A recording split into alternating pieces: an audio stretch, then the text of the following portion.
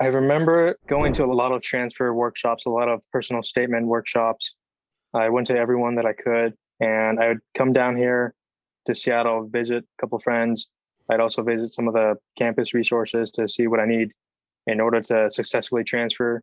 My first quarter at community college, I met with my advisor and we went over what my academic path would look like for the next, I think, 2 to 4 years. I think she had laid out three majors, three different majors in every class that I would need to take.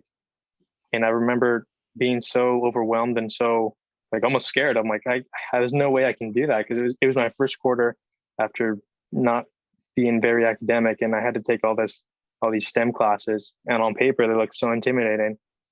But having it laid out in front of me was super helpful. I had like a 3.6 or 3.7, and for me that was like a monumental whole one complete 180.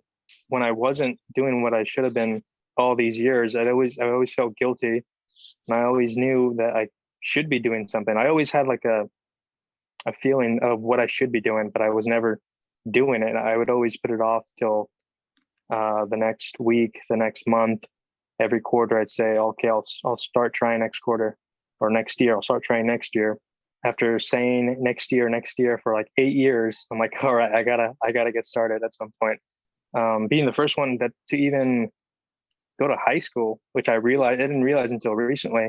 A lot of my grandparents, my grandpa, I didn't realize he doesn't know how to read, and that was so shocking to me. And then I made me think of my parents and what their education was, and I realized that they also had like a middle school level education.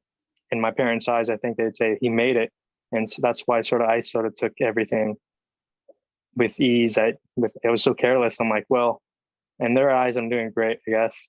But in reality, I knew that I could have been doing a lot more.